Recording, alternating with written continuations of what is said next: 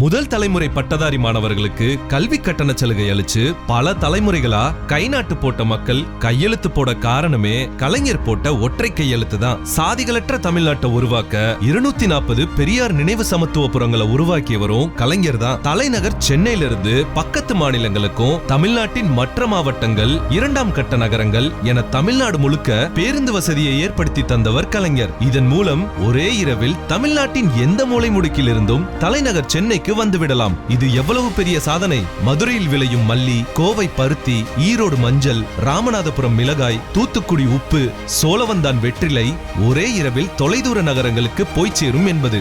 இதன் மூலம் பொருளாதாரத்தையும் வணிகத்தையும் உயர்த்தியவர் கலைஞர். இன்று தமிழர்கள் பல நாடுகளில் பல ஐடி நிறுவனங்களில் லட்சக்கணக்கில் சம்பளத்துடன் வேலை பார்க்கறாங்கன்னா அதுக்கு முழு காரணமே கலைஞர் தான். 2004 தான் ஒன்றிய அரசு தேசிய தகவல் தொழில்நுட்ப கொள்கையை வெளியிட்டுச்சு. ஆனா அதுக்கு 7 வருஷம் முன்னாடியே 1997 கலைஞர் தலைமையிலான தமிழ்நாடு அரசு இந்தியாவிலேயே முதல் முறையா தகவல் தொழில்நுட்ப கொள்கையை வெளியிட்டாங்க. அந்த அளவுக்கு தொலைநோக்கு சிந்தனை உடையவர் கலைஞர். கலைஞர் கட்டிய அண்ணா தொழில்நுட்ப கல்லூரிகள் மூலம் படித்து முன்னேறிய மாணவர்கள் மாவட்டந்தோறும் பல்லாயிரக்கணக்கானோர் இருக்காங்க. மேல்தட்டு மக்களுக்கு மட்டுமே இருந்த தொழில்நுட்ப படிப்புகளை தமிழ்நாட்டின் பின்தங்கிய கிராமப்புற மக்களும் படிக்க பொது நுழைவுத் தேர்வை ரத்து செய்து குடிசை வீட்டு பிள்ளையும் பொறியாளராக நல்லாட்சி நடத்தியவர் கலைஞர்.